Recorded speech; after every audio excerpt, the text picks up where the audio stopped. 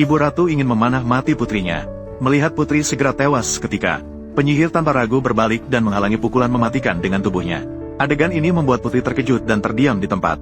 Meskipun panah beracun menyerang tubuh penyihir, seluruh tubuhnya perlahan mulai menghilang. Namun dia tetap menunjukkan senyuman seperti seorang ibu di detik terakhir. Dan putri melihat ibu angkatnya yang membesarkannya sejak kecil mati seperti itu. Dengan sedih, dia meneteskan beberapa butir air mata. Penyihir berubah menjadi seberkas debu dan menghilang di depan mata. Putri akhirnya tidak bisa menahan diri dan berlutut sambil menangis terisak. Namun pada saat itu, Ratu melihat rencananya sukses. Lalu dia mendekat dan memberitahu putrinya. Semua ini adalah jebakan yang dia siapkan.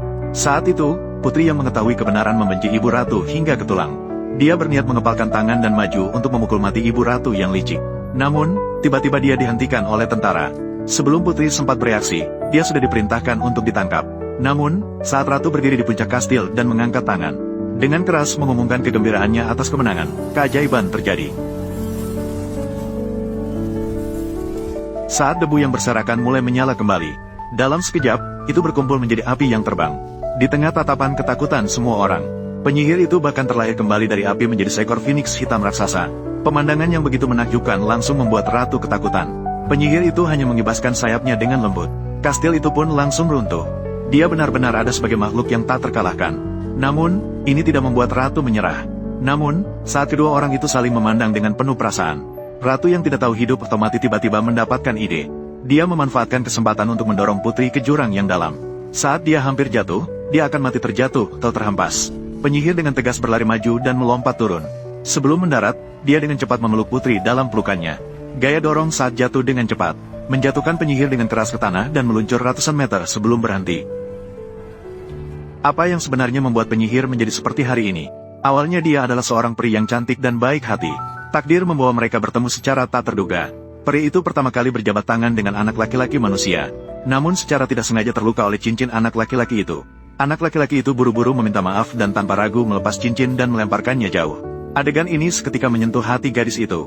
Seorang anak laki-laki yang awalnya berniat mencuri sebuah permata, namun mendapatkan sesuatu yang lebih berharga daripada permata. Tanpa cincin, mereka bermain tanpa rasa takut. Kebencian antara manusia dan peri tampaknya telah dilupakan. Persahabatan mereka perlahan-lahan berubah menjadi perasaan yang lain. Dengan demikian, keduanya terjerat dalam cinta yang dalam. Pada hari ulang tahun ke-16 gadis itu, anak laki-laki itu memberinya hadiah istimewa, dan memberitahunya bahwa ini adalah ciuman cinta sejati. Namun, tidak ada yang menyangka ini adalah awal dari sebuah hubungan terkutuk. Beberapa tahun kemudian, Raja Manusia yang kejam ingin menghapus hutan Moer. Dia pun memerintahkan bahwa siapapun yang membunuh peri akan menjadi raja. Pria itu kembali ke hutan Moer untuk mewarisi tahta. Dia tanpa persiapan langsung meminum racun yang diberikan pria itu. Pria itu ragu dan tidak membunuh peri. Namun, dia dengan kejam memotong sayapnya. Dia membawa sayap itu kembali dan menyerahkannya kepada raja. Raja juga menepati janjinya untuk memberikan putrinya dan tahta kepadanya. Meskipun pria itu berhasil menjadi raja, namun, dia juga menanam benih bencana untuk dirinya sendiri. Wanita itu terbangun dan menemukan luka besar di punggungnya. Dia mengeluarkan teriakan putus asa. Rasa sakit dari luka itu tidak ada apa-apanya dibandingkan dengan rasa sakit karena pengkhianatan. Peri yang kehilangan sayapnya seperti burung yang kehilangan sayap. Dia mengambil tongkat kayu di tanah dan mengubahnya menjadi tongkat. Dengan tongkat, dia berjalan tersandung, hatinya seperti mati. Dia bertekad untuk membalas dendam pada pria ini. Dia melihat manusia sedang memukul seekor gagak. Dia maju dengan tegas dan menyelamatkannya.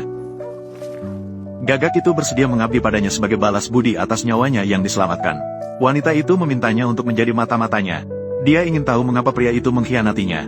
Pada hari dia dinobatkan sebagai raja, pria itu menikahi ratu. Pria itu berubah menjadi gagak dan menyaksikan semua ini. Kemudian dia memberitahu tuannya tentang kejadian ini. Setelah mendengar kabar itu, wanita itu marah hingga puncaknya. Mulai saat itu, dia sepenuhnya berubah menjadi jahat, dari peri menjadi penyihir. Kekuatan dasarnya juga langsung berlipat ganda puluhan kali. Tak lama kemudian, pria dan ratu memiliki seorang anak. Dia memutuskan untuk pergi ke kerajaan untuk melakukan balas dendam. Pria itu juga tahu bahwa dia pada akhirnya akan menghadapi hari ini. Seluruh kastil merasakan aura pembunuhan yang kuat. Tidak bisa menerima undangan kalian.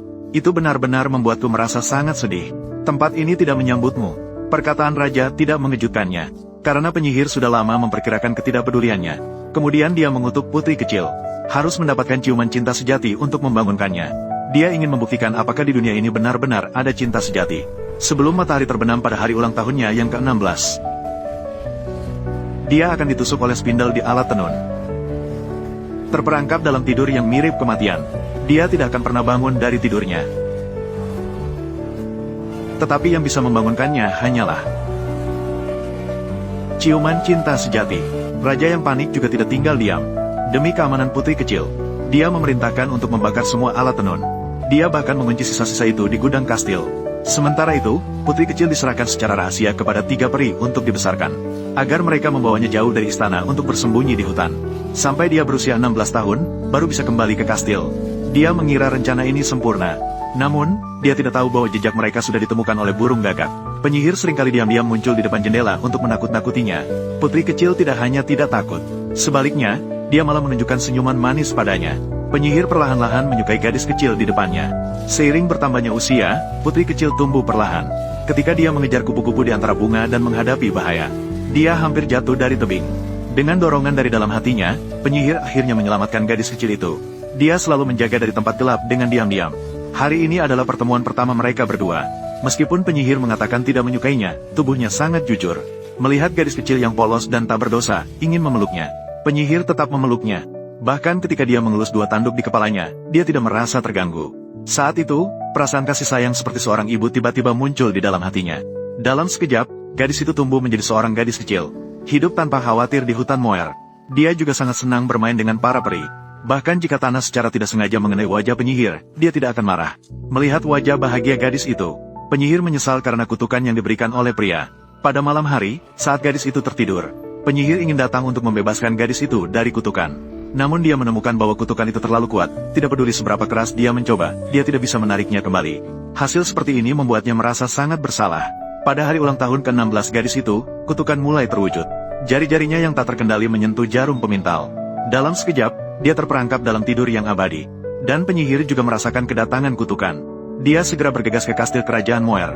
Namun yang tidak diketahui penyihir adalah, raja telah memasang perangkap ketat dan sedang menunggunya. Menghadapi luka bakar dari besi, akhirnya dia tiba di istana. Melihat putri yang tertidur, penyihir sangat menyesal. Aku terjebak dalam kebencian dan balas dendam. Kau membangunkan sisa-sisa kasih sayang terakhirku. Namun aku harus kehilanganmu selamanya. Dia mencium dahi putri dengan rasa bersalah. Namun saat penyihir bersiap untuk berbalik pergi, keajaiban terjadi. Hai, peri ragi. Hai, monster kecil. Dia menyapa putri dengan air mata mengalir di wajahnya. Saat ini, putri kecil mendapatkan ciuman cinta sejati. Ternyata, yang disebut ciuman cinta sejati tidak selalu berarti cinta. Namun, saat kedua orang itu meninggalkan kastil, sebuah jaring besi jatuh dari langit dan menangkapnya. Sejumlah prajurit bersenjata besi menyerangnya. Penyihir yang tertekan oleh besi sama sekali tidak bisa melawan. Dalam keadaan darurat, dia melantunkan mantra untuk mengubah burung gagak menjadi naga raksasa. Naga itu menyemburkan api dan seketika menjatuhkan banyak orang. Namun, karena tempatnya sempit, naga itu tidak bisa bergerak leluasa. Dengan cepat, dia diikat erat dengan rantai besi oleh para prajurit. Penyihir juga dikepung oleh para prajurit. Saat itu, raja yang mengenakan zirah muncul. Menghadapi cinta lamanya, dia sama sekali tidak menunjukkan belas kasihan. Dia menggenggam senjata tajam di tangannya dan bersiap untuk maju. Untuk mengatasi wanita yang telah mengganggu jiwanya selama puluhan tahun. Sementara itu, putri kecil secara tidak sengaja menemukan sayap yang hilang milik penyihir. Dia menjatuhkan kotak yang mengikat dan memecahkan belenggu. Saat raja hampir menusuk penyihir sampai mati, sebuah kekuatan misterius tiba-tiba mengalir ke seluruh tubuhnya. Pada saat itu, penyihir merasa seketika dipenuhi dengan kekuatan. Melihat hal itu, raja tetap tidak menyerah. Dia bahkan ingin memerintahkan para prajurit untuk membunuhnya. Namun pada saat itu, mereka sama sekali bukan tandingan penyihir. Hanya dengan mengayunkan sayapnya beberapa kali, para prajurit tidak bisa melawan. Raja mengambil kesempatan untuk melemparkan rantai besi dan mengikat kaki penyihir. Namun, dia malah diseret keluar jendela oleh penyihir. Dia membawa raja ke puncak kastil. Dia mencengkeram lehernya dengan kuat. Namun, melihat kenangan lama, hatinya menjadi lembut. Penyihir memutuskan untuk memberinya kesempatan.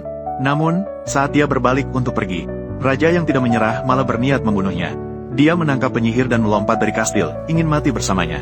Pada saat krusial, penyihir berhasil melepaskan diri dan terbang dengan sayapnya. Dan raja jatuh seperti itu di bawah kastil. Bertahun-tahun kemudian, putri juga bertemu dengan pangeran berkuda putihnya. Tak lama kemudian, mereka menjalin hubungan yang dalam. Di kerajaan, terus beredar kisah mengerikan tentang putri yang terkutuk. Penyihir sekali lagi menjadi iblis di mata manusia. Tepat pada hari mereka mengadakan pernikahan, ratu berusaha untuk menguasai seluruh kerajaan. Dia akan melakukan segala cara untuk menghancurkan hutan Moer. Ibu pangeran memasang jebakan berlapis untuk menjebak penyihir. Saat itu, dia dengan keras mengumumkan kegembiraan kemenangan. Untungnya, pada akhirnya kebaikan mengalahkan kejahatan. Penyihir terlahir kembali dari api. Ratu yang licik dan berbahaya berulang kali menjebak penyihir. Namun, penyihir tidak langsung membunuh ratu. Agar dia tidak terus berbuat jahat, mengubahnya menjadi seekor